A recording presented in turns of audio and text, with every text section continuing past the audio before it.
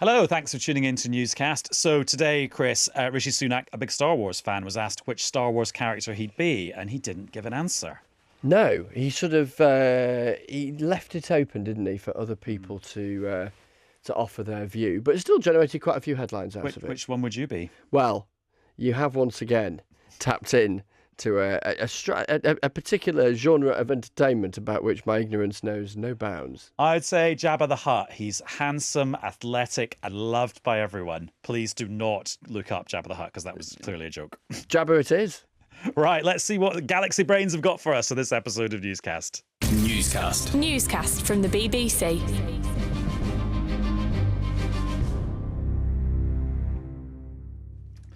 Hello, it's Adam in the studio. And it's Chris in the studio. And there's quite a lot of news about the news today, isn't there? There is a bit of news about the news. Yes, there's news about GB News, and there's news about the BBC News and wider BBC.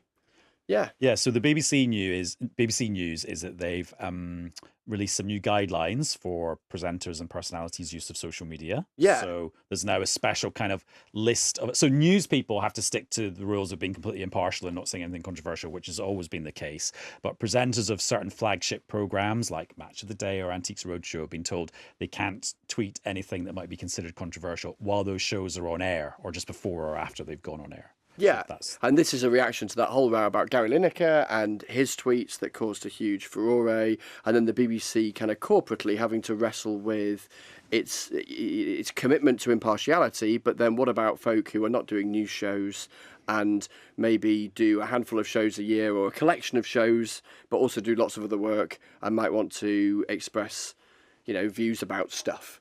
Yes, and the news about GB News is that Ofcom, the communications regulator, has announced that they're doing an official investigation into those comments by the actor and commentator Laurence Fox on Dan Wootton's show the other night there, where they were talking about some comments made by a female journalist. And we can chat about what's going on at GB News now, because we're joined in the studio by one of their presenters. It's Nana Akua. Hello. Hello, thank you for having me. It's nice to see you in real life rather than on screen. How do I look? Do I look better? The same. Is it?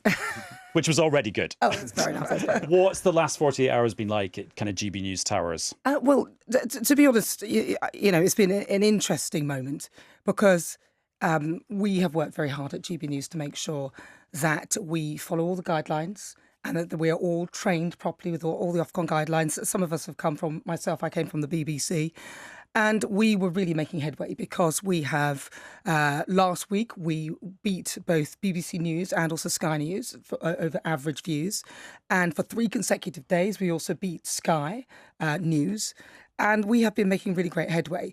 But the last 48 hours have been quite tough, in a sense, because it is disappointing, because the things that were said on air are not really the way that the channel operates. Okay, so a lot of people have been saying freedom of speech, and Laurence Fox had talked about freedom of speech. Yes, there is freedom of speech, but let's not conflate that with being misogynistic, sexist or racist. Those things aren't allowed, and that isn't a standard that we would have at GB News. And most people at GB News that I speak to don't think it's acceptable what he said, and neither do our viewers. Can you understand how it happened, though? What's your theory about what was going on? Well, I can't really speculate on what was going on. I just think Laurence was talking as though he's a 17-year-old around his mates in a pub and not actually respecting the space that he was in, which is, whilst we do like to have an entertaining sense of the news, we are also quite serious. So I'm quite a serious journalist. I might laugh and joke and make, fun and light of things, but my message is usually a serious one. And GB News, they suspended him immediately. There was no question about that. And of course, Dan has also been suspended. So, and they are being investigated for their behaviour, which is the right thing to do. I wonder what your human reaction was. Yes, as a colleague, but more just as an individual, really, when you first watched the exchange, either on the telly or social media. Well, look, this is my view. Look, Laurence didn't need to sink to the similar level, because I've looked at some of the things that Ava says on social media, and she talks in that way to some of the people who are, tweeting her and things. But that doesn't mean that if Laurence is having an exchange with her, and especially on air, live on a news channel, that he should be going down the same sinkhole. So for me, the language on air was totally unacceptable. This is not something that I would allow on my show. And, it's being investigated because we have an editorial charter at GB News.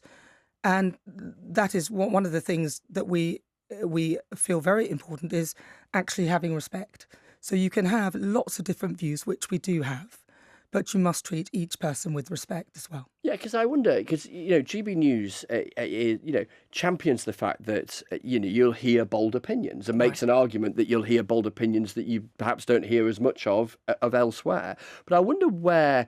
And again, I'm sort of, I'm not asking you to speak on behalf of the whole channel, but for your own show, for instance, where you draw a line on a channel that is proud of being bold in its opinions between being bold and then a line over which you would deem to be unacceptable. I mean, you've drawn part of that line in what you've just said, but I just wonder how you kind of wrestle with that. Well, I wouldn't tolerate someone being misogynistic, and that's what I felt that was. That was a misogynistic nonsense comment that GB News would not stand by, and neither would I.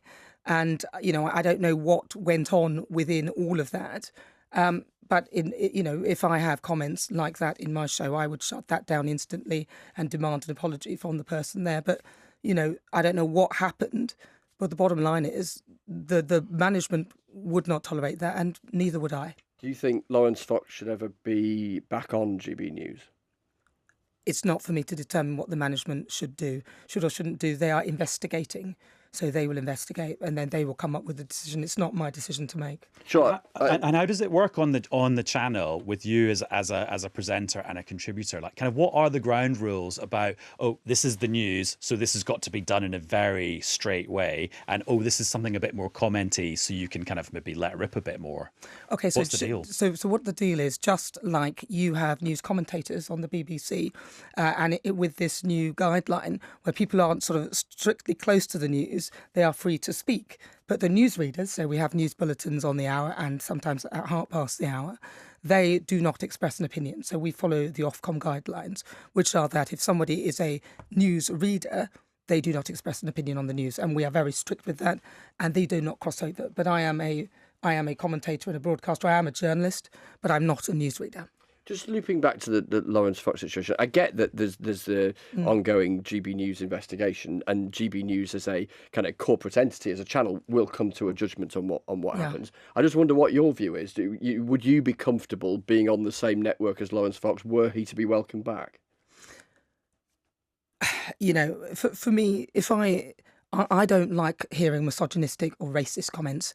So in my view personally, I don't know what they're going to do. I think it's down to them. I don't know what happened there for that sort of comment. But me personally, if it were me, I don't know. I probably wouldn't want him back on air. But then that is down to the management. That's up to them. What about Dan Wootton? Well, again, it's down to them to make that decision. That's not my decision to make. Well, because he had a different role in it, didn't he? He's been criticised for sort of allowing it to happen. He didn't say it.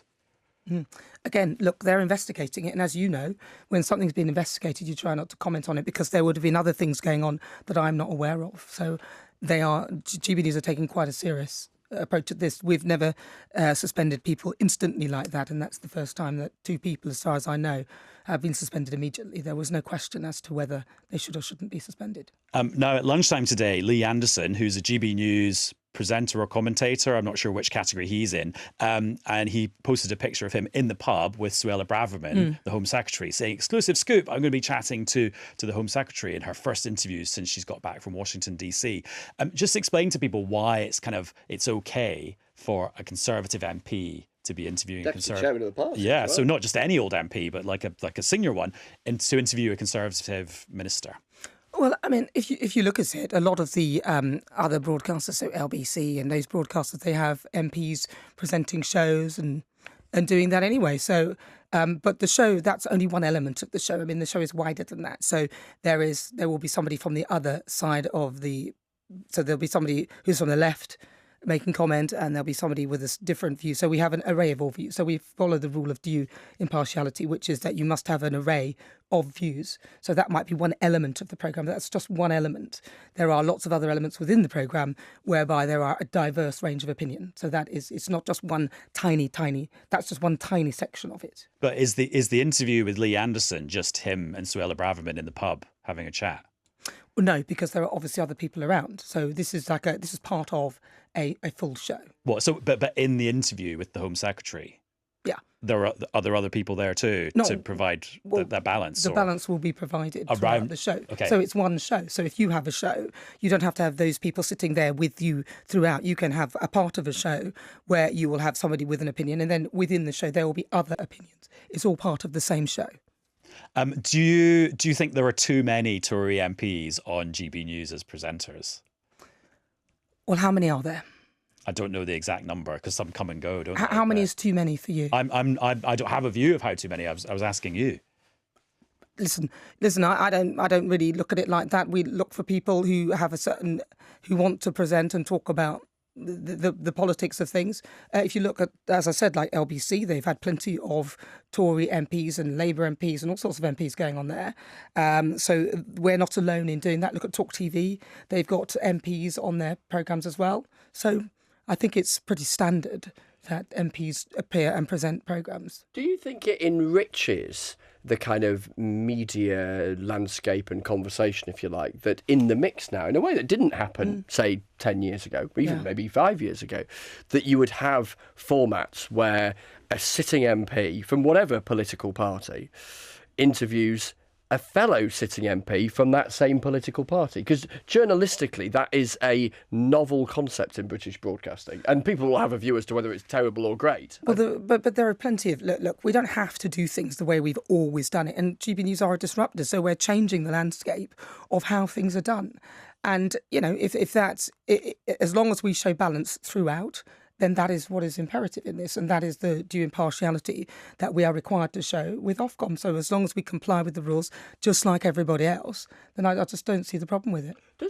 On that concept of sort of due impartiality, I wonder what your view is about its possibility. Is it a thing worth striving for? You've talked about it being important within the context of the news bulletins at GB News. Some people might argue it's something that is impossible to achieve because journalists come to everything with their own personal baggage and all the rest of it, and those broadcasters who aspire to do it are, I don't know, in some sort of ivory tower, and it's ridiculous. Well, you might say that being on the BBC. No, it seems you've all got the same view. But no, due impartiality, in my view, is simply, and it is that you will have an array of different views. So it doesn't have to be equally balanced 50-50, but you will have an array of different opinion and views. So it is absolutely possible. No, but you said a few minutes ago that your news bulletins are... Not within the news bulletin. The news bulletin the news bulletins do not get involved in discussion or debate, so they're very separate. So within the news itself... I accept that. I'm talking about debate and talk show within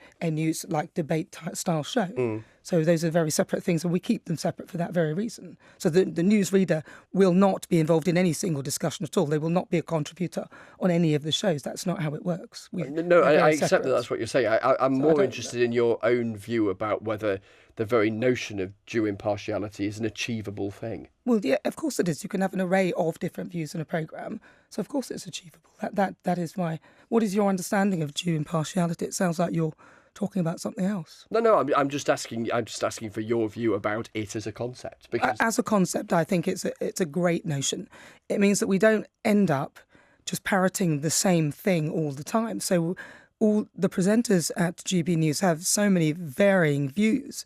We are not all, like a lot of people will say, "Oh, you're right wing or you're far right," and it's like, on some things I'm probably quite left wing. On other things, someone might say I'm right wing. Or I might be a centrist on some things. And we, in our debates, we try and make sure that we have an array of views, because otherwise you're just living in an echo chamber, and we don't want to be in that. Have you thought about how this model might work when there's a general election campaign and the impartiality rules on broadcasters are even stricter than they are in normal times?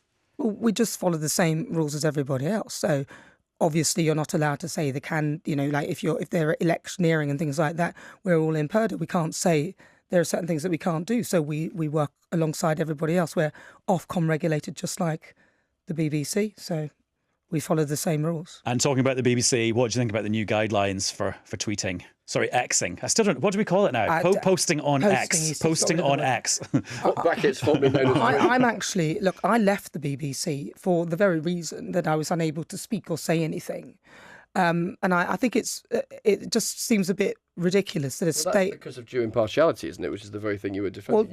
Well, that's why I left. So I could have the due impartiality. That's what I've just said. I left because to me the BBC was very restricted in what I could say, and I had to follow a narrative. And I wanted to have an opinion. I wanted more opinion, more arrays of more views and opinions, which is why I left. Okay. What narrative did you think you felt you had to follow, out of interest? Well, just let's talk about Brexit then. When it came to Brexit, it was everyone was so Remain. You literally couldn't say anything. For example, let me give you another example. Black Lives Matter. At one point, my boss actually asked me to do a piece, to interview someone about an event to promote a Black Lives Matter event, and I said, but they're a Marxist left-wing pressure group. They shouldn't be on the BBC, and that's not really. And I refused to do it. So it was sort of, no, this is the way we think and this is the way it has to be. And you couldn't really discuss or question things like climate change. And I wanted to have a wider conversation about it. And so I felt that I was being literally almost as though someone was choking me because I wasn't able to say anything. So I left specifically to be able to listen to more views and have more views, and so listening to this now, I just think it's just typical that they start allowing it, but that's because they can't defend it, because they can't defend having people like Carol Vorderman on air making, with such hateful. I mean, have you read some of the tweets that she's made out of for people who are on the right and things? It's just, you can't have somebody who's in the state-owned broadcaster coming out like that. Gary Lineker with his posts with regard to language that is akin to Nazi Germany or Germany in the 30s, which is Nazi Germany. He shouldn't be making comments on the state-owned broadcaster, state-funded broadcaster, sorry. It just seems, so I don't believe that the BBC should, if you work for the BBC and you're high profile, I don't believe that you should be pushing your opinions, especially Gary Lineker. Well, Nana, thanks for coming back to the BBC tonight to speak to Newscast. Well, thank you. I enjoyed it. Thanks, everyone. Thank you very much. Right, that's news about the news. Let's talk about news about politics, because party conference season has got underway. Chris, you've hot-footed it back from Bournemouth via Glasgow. I have, yeah, and you know what? I shouldn't admit this, but I'm already a bit tired. Oh, that's not a good sign. And I've only done like one day at the Liberal Democrats, so I was very much a part-timer because I turned up for Ed Davey, the leader's speech, and so was getting teased by colleagues about being a part-timer, a tourist, a holiday maker, because they were all a little bit, not just my colleagues, but just generally, when you get to the last day of any of the party conferences, the general sort of kind of mood is one of exhaustion / hangovers / sleep deprivation. And I just turned up for one day. And I've only done one day. Granted, I had a little trip to Scotland as well. But yeah, I can always feel a bit tired, and we've still got plenty more to come. Well, turning up in the Newscast studio are two people who've needed immense wealths of stamina at various points in their career. Justine Greening, former Conservative Cabinet Minister, hello. Hi. And Asa Bennett, who's a former advisor to Liz Truss. Great to be here. So Asa, cast your mind back to a year ago this week. Liz Truss was writing her conference speech with you. Calm period? Nice time? I think it was happy memories? It was surreal, looking back, for a very particular reason. That, yes, we know the political stakes. We knew what the sort of the bin fire outside was like. And so effectively it was the last roll of the dice to try and save her leadership, while trying to stamp her mark of authority on the party. And yet it was actually quite a calm writing process because she knew what she wanted to say. Effectively, it was just editing, polishing, going through, and looking at endless drafts, just tweaking sentences, making sure it's perfect. And yet at the same time, the reason I make this point is we were on the top of the Midland Hotel in Birmingham, and the protesters were playing their tunes throughout those days. And so we'd be going through these drafts while I'd be hearing them pumping out things like the Spitting Image song, throw a chicken at the air, stick a deck chair up your nose, it'd be sort of pounding through the windows. You're like, must not laugh. And that big long speech ended up being about 22 minutes long in the end once it was delivered, because you had to chuck so much near 30 minutes. And I think the only edit actually was just for the 45p lines. You were talking about how this time last year there was that sense of the conference speech being the last roll of the dice. How soon after it, or maybe even before it, did you think we're not going to last, she's not going to last, even if it at that point could have been longer than the time frame that ended up panning out? When did you find yourself thinking, you know what, this is not rescuable? Well, certainly in the initial days afterwards, I allowed myself with close aides to think, there was finally more, there's a second wind, a new lease of life. We were able to start discussing plans for a relaunch in the Christmas, the New Year, and a new leg to the Premiership. But then it was all stone dead, in my view, about a week or so after, when she had to then come out and say, I'm sacking Kwasi Kwarteng. Justine, what do you think the atmos is going to be like at Tory conference this year? Because, it's the year before an election. You'd think it would be quite like gung-ho, yay, let's go for it. I think it's going to be quite tough, and the issue of High Speed 2 is clearly going to dominate it as well. Interestingly, I remember going up to the Conservative Party conference last year thinking Liz Truss should have resolved the 45 pence tax cut question. Like, the worst thing to do was leave it in the air. Because actually you knew she was going to have to back off it. I was pretty sure the rest of it would have to go as well. So I think for this year, what Sunak needs to do, of course, is unite the party. He needs to actually bring the internal workings of the Conservative Party together. He's launched policies on net zero that have caused a row in the party. He's maybe going down a route on High Speed 2 that's caused a row in the party. One of the traditions pre-conference is that the PM does all these interviews with regional TV and local radio, as Liz Truss famously did. Highest rating episode of Newscast ever is our supercut compilation of Liz's interviews. So let's listen to Rishi Sunak chatting to Annabelle Tiffin from North West tonight about HS2. Is HS2 value for money? Well, the HS2 business case is public and everyone can see it. Do you think it's value for money? Well, you can see it when it's public. It's Prime Minister, do you think it's value for money? You were Chancellor. I was. Actually, the last update was done before I was Chancellor. Do you think it's value for money? The reality of HS2 is the costs have doubled since it was originally budgeted for in 2012. That's just the reality of the situation. No. Well, there's lots of different reasons for that. But fundamentally, again, there's this fixation on one thing.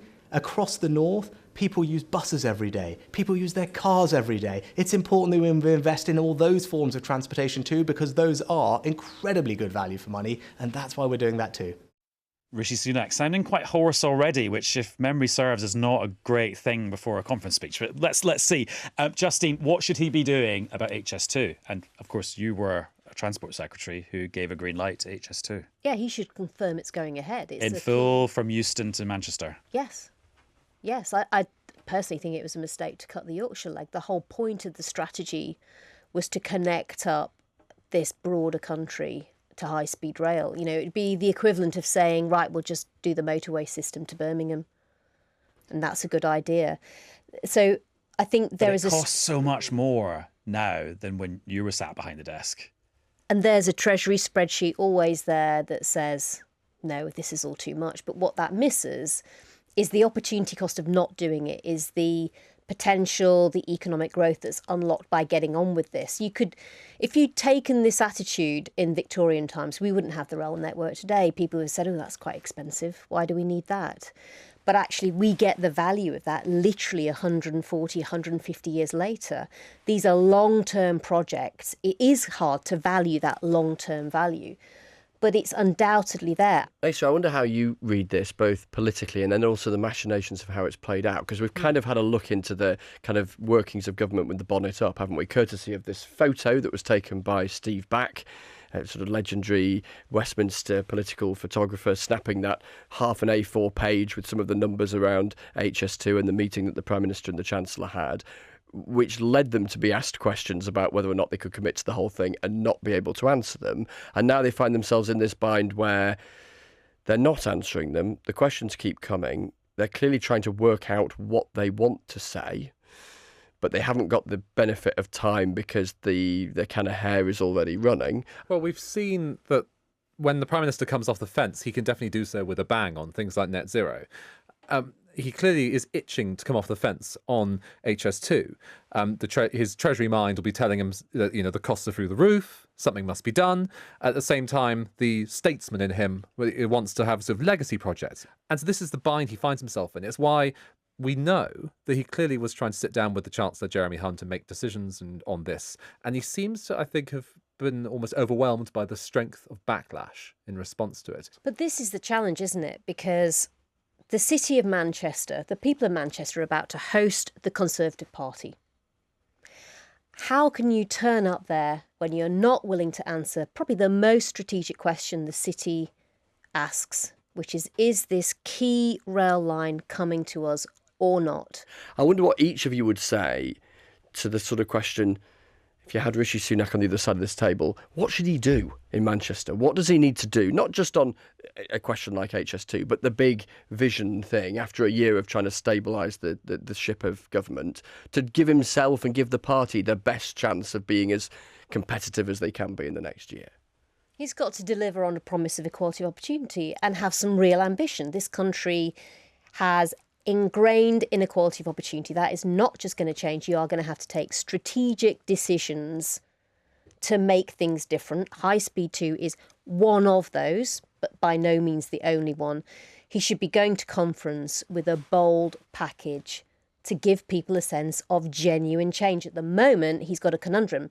He says it's about change, but the net zero case was actually, let's do change a bit slower.